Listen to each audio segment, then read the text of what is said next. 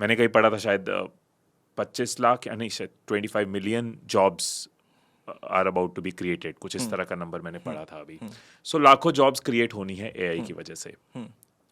अब अगर कोई ये देख रहा है और वो इस रेवोल्यूशन का पार्ट बनना चाहता है, इस रेवोल्यूशन में वो भी अपने पैकेजेस को इंक्रीज करना चाहता है, वो भी एक, जैसे आपने कहा उस टाइम जो .com में आया था वो आज मिलियनियर्स बिलियनियर्स हैं, तो फ्यूचर बिलियनियर्स शायद वो होंगे जो आज एआई को समझ जाएंगे, राइट?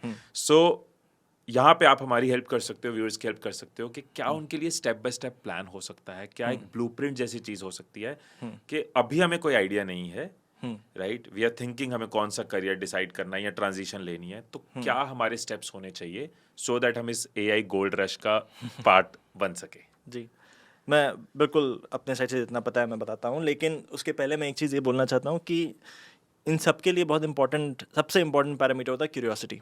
जैसे कुछ लोगों को ऐसा लगता है ना कि मैं सोचूंगा कुछ आइडिया आ जाएगा, कुछ बना दूंगा, बढ़िया कंपनी बन जाएगी। यूजुअली आप देखेंगे तो जो बहुत सक्सेसफुल कंपनीज बनी हैं इन द पास्ट, वो उन लोगों ने बनाई हैं जो कि उसी फील्ड में कुछ डीप घुस के कर रहे थे। तो बिकॉज आप इतना करते हो, इतना सीखते हो, तो फिर आपको कुछ ऐसी इंसाइट आती है जो बाकियों को नहीं आती हैं, एंड इसलिए चीज़ें बनती हैं, राइट? जैसे लैरी पेज ने गूगल सर्च बनाया था, वो इसलिए बनाया था बिकॉज वो सर्च में पीएचडी कर रहे थे, and he had devoted his life to the problem of search, and उससे कुछ इंसाइट्स निकल के आई जिनसे कि गूगल सर्च बन गया। तो depth in anything and curiosity in anything is the most important thing. उसके बाद ये सब चीज़ें होती हैं। जैसे हिमेश, मैं आपको बोलूँगा कि चलो बैठ के पॉडकास्ट बनाओ, आपका इंटरेस्ट नहीं होगा, आपको क्यूरियोसिटी नहीं होगी, आप जाके खुद से अगर 10 लोगों को नहीं देखते हो तो फिर आप नहीं अच्छा पॉडकास्ट बना सकते। तो वो क्यूरियोसिटी सबसे इम्पॉर्टेंट है। मैं रीज़न ये इसलिए कॉल आउट कर रहा हूँ बिकॉज काफ़ी बार मैं ये देखता हूँ कि मैं रोड मैप बनाता हूँ, लोगों को इंटरेस्ट नहीं भी होता है, तो भी चलो बोला गया है यहाँ पैसा है कर लेते हैं, वो let's not do that, right. वरना वो इमोशनल अटैचमेंट नहीं आएगी, इंक्लिनेशन नहीं आएगी, पैशन नहीं आएगा अगर क्यूरियोसिटी नहीं होगी। बस करना है क्योंकि कुछ होने वाला है, तो वो लॉन्ग टर्म सस्टेन नहीं होगा। Very well said.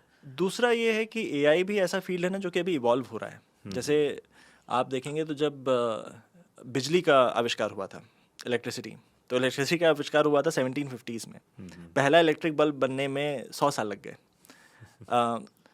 और एक्सप्लोर कर करके ह्यूमैनिटी ने सीखा है कि बिजली से क्या क्या हो सकता है। जिसने पहले देखा होगा कि आसमान में बिजली कड़कती है, उसने कभी नहीं सोचा कि उसको यूज़ करके आप घोड़े को रिप्लेस कर सकते हो, आप एक कार बना सकते हो। वो 100-200 साल के एक्सप्लोरेशन के बाद आया। एआई में भी अभी हमने स्क्रैच किया है टू अंडरस्टैंड कि अगर एक मशीन जो अब इज़ इंटेलिजेंट नाउ, आज तक तो मैं मशीन को बताता था तुम ये करो, अब मशीन भी वापस एक रिस्पॉन्स देने लगी, पहली बार ऐसा हो रहा है।